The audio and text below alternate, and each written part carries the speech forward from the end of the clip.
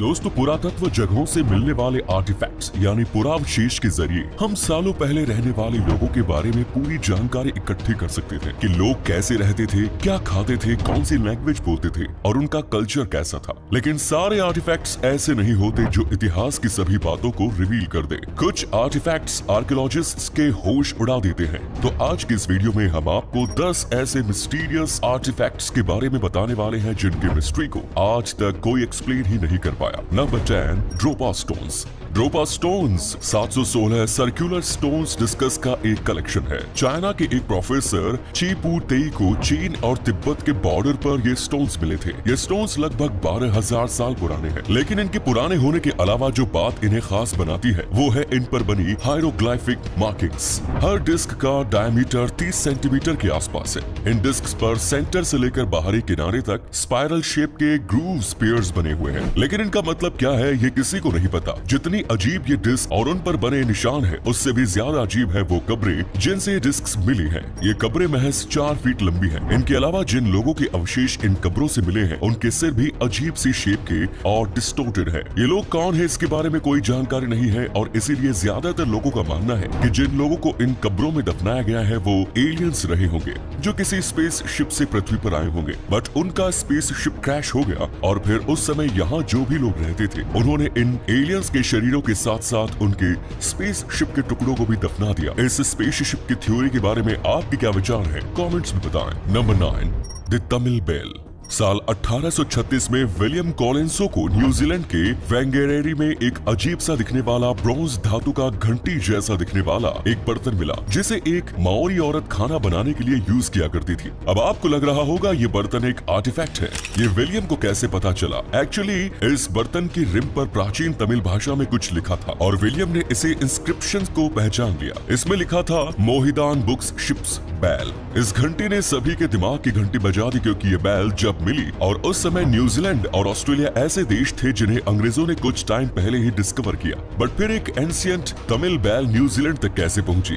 इसका जवाब किसी के पास नहीं था। इसका ये मतलब ये भी हो सकता है कि या तो साउथ इंडियन लोग पहले ही न्यूजीलैंड पहुंच चुके थे, लेकिन अगर ऐसा था तो साउथ इंडिया के लोगों ने अपने किसी अवशेष में या इंस्क्रिप्शन में इस बात का जिक्र क्यों नहीं किया, और न ही अभी तक उसकी न्यूजीलैंड यात्रा के कोई अवशेष मिले हैं। आर्कियोलॉजिस्ट का मानना है कि ऐसा हो सकता है कि उनकी यात्रा सिर्फ वन वे ही रही हो, मतलब वो न्यूजीलैंड आए हो लेकिन वापस लौटे नहीं। या फिर ऐसा भी हो सकता है कि ये घंटे किसी पुर्तगाली यात्री के शिप से समुद्र में गिर गई हो और फिर तट पर किसी न्यूजीलैंड के निवासी को मिल गई हो। आपको क्या लगता है इस घंटे के न्यूजीलैंड पहुंचने के पीछे क्या कहानी होगी? Number 8, golden airplanes. गोल्ड की बनी ज्वेलरी तो आपने बहुत देखी होंगी, लेकिन आज मैं आपको दिखाता हूँ एक सोने का बना एयरप्लेन। जी नहीं, ये कोई उड़ने वाला एयरप्लेन नहीं बल्कि उसके जैसे दिखने वाले छोटे छोटे फिगर्स हैं जो भी आज के जमाने के नहीं बल्कि लगभग 500 साल पुराने। शॉकिंग ये है कि 500 साल पहले के लोगों को एयरप्लेन्स के बारे में जानकारी कैसी थी। ये आर्टिफैक्ट कोलंबिया से मिला है। इस आर्टिफैक्ट को लगभग 500 साल पहले पाई जाने वाली एक प्रजाति किम्बाया ने बनाया है। इन गोल्डन प्लेन्स की लंबाई लगभग 7.6 सेंटीमीटर है। वैसे तो किम्बाया सिविलाइजेशन के बारे में हम बस इतना ही जानते हैं कि ये लोग 4th सेंचुरी बीसी के बाद 16th सेंचुरी में स्पेनिश लोगों के आने तक फले फूले। ये लोग सोने पर अपनी कारीगरी के लिए बहुत फेमस थे और ये छोटे छोटे एयरक्राफ्ट जैसे दिखने वाले एयरक्राफ्ट इसी का नमूना है। कुछ लोग कहते हैं कि ये एयरक्राफ्ट किसी बर्ड या उड़ने वाले इंसेक्ट का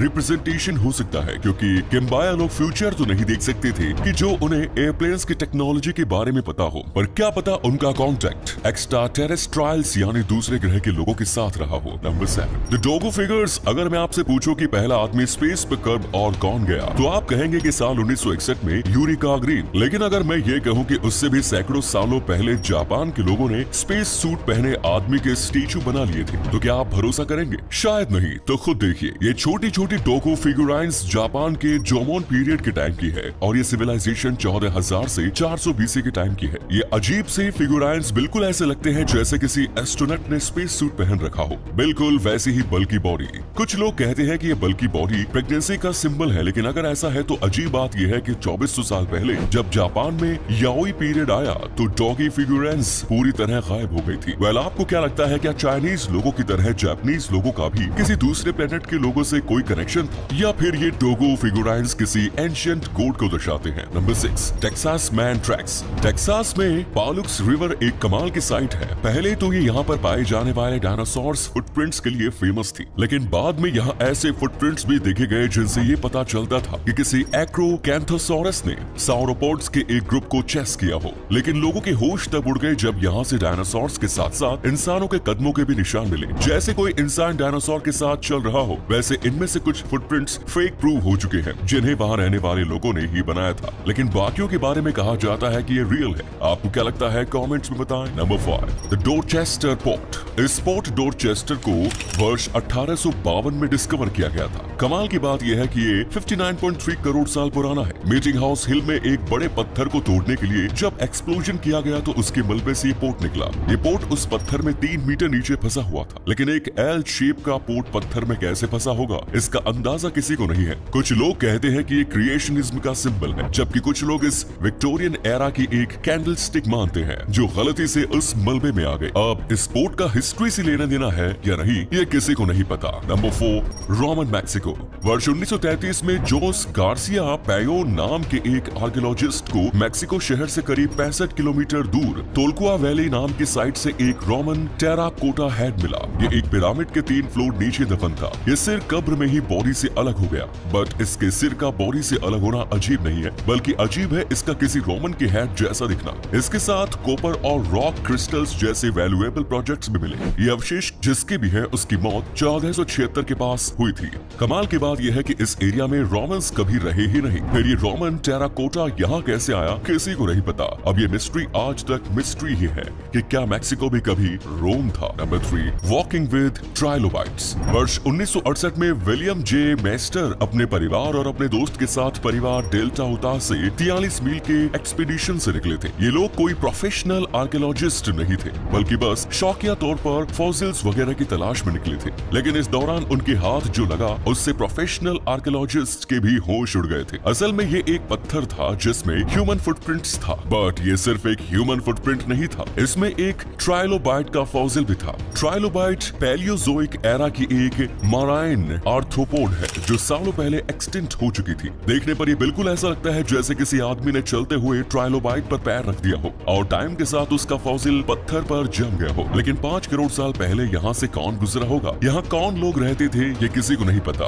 1970 में एक अमेरिकन साइंटिस्ट्स ने इसे इवैल्यूएशन को एक्सप्लेन करने के लिए भी यूज किया, बट किसी ने भी उनकी थ्योरी को एक्सेप्ट नहीं किया। ट्राइलोबाइट्स फॉसिल तो रियल है, बट ह्यूमन फुटप्रिंट्स को लोग महज एक कोइंसिडेंस मान रहे हैं। Number 2, the petroglyphs of the Enchanted Valley. Chile में वेल्डी इकांटो नाम की एक जगह है जिसे एन्चेंटेड वैली कहा जाता है। यहाँ पर एंशिएंट पेट्रोग्लाइफ्स पेरिस्टोरिक रॉक आर्ट मौजूद है। कमाल की बात यह है कि आप इस जगह को विजिट भी कर सकते हैं। तो अगर आपको भी ऐसी अजीबोगरीब कार्विंग्स देखनी है जिन्हें एक्सप्लेन नहीं किया जा सकता, तो आप यहाँ जा सकते हैं। यहाँ पत्थरों पर ऐसी कार्विंग बनी है जो एलियंस जैसी आकृति दर्शाती है। यहाँ पर कुछ drawings pre Columbian rock art को दर्शाती है। यहाँ कुछ ऐसी ड्रॉइंग बनी हुई है जिसमें ह्यूमन जैसी आकृति है, बट उनके सिर में 2 एंटीना जैसे डिजाइन भी है। लेकिन इन आकृतियों का मतलब क्या है, आर्कियोलॉजिस्ट्स को भी नहीं पता। ये कार्विंग्स आज भी मिस्ट्री बनी हुई है। Number 1, the holy stones. David Wyrick ने साल 1860 में ओहियो में एक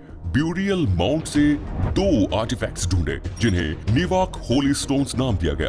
अब इन स्टोन्स के पीछे कंट्रोवर्सी ये है कि कुछ लोग इन्हें हिस्टोरिकल आर्टिफैक्ट मानते ही नहीं है, लेकिन भले ही इन्हें आर्टिफैक्ट्स के तौर पर एक्सेप्ट ना किया गया हो, पर फिर भी ये आपको कोशॉकटॉन के हेमरिक हाउस म्यूजियम में देखने को मिल जाएंगे। इनमें से पहले स्टोन को कीस्टोन कहते हैं जिसमें प्राचीन हिब्रू भाषा में कुछ लिखा है। दूसरे स्टोन को डिकालॉग कहा जाता है। ये एक टैबलेट जैसा है जिसमें निर्गमन की 10 आज्ञाएं लिखी हुई है। इसके अलावा इसमें मोसेस का चित्र भी बना है। रेडियोकार्बन डेटिंग के हिसाब से ये मटेरियल 85 AD के समय का है। असल में एक थ्योरी है कि पुराने समय में इजराइल की एक ट्राइब ओहियो में आकर बसी थी, लेकिन इसके कोई अवशेष नहीं है। अब कुछ आर्कियोलॉजिस्ट का कहना है कि डेविड इस थ्योरी को सच प्रूव करना चाहते थे, इसलिए उन्होंने साइट के मटेरियल से खुद ही ये आर्टिफैक्ट्स बना डाले। वेल, आपको क्या लगता है, कमेंट्स में बताएं। तो दोस्तों, ये थे 10 ऐसे मिस्टीरियस आर्टिफैक्ट्स जिनको साइंटिस्ट्स भी एक्सप्लेन नहीं कर पा रहे हैं। इनमें से कौन सा आर्टिफैक्ट आपको सबसे ज्यादा ज्यादा मिस्टीरियस और इंटरेस्टिंग लगा कमेंट्स में जरूर बताएं। ऐसे ही और इंटरेस्टिंग वीडियोस देखते रहने के लिए इस चैनल को सब्सक्राइब करना ना भूलें ताकि आने वाले नए वीडियोस की नोटिफिकेशंस आप तक सबसे पहले पहुंचे। धन्यवाद।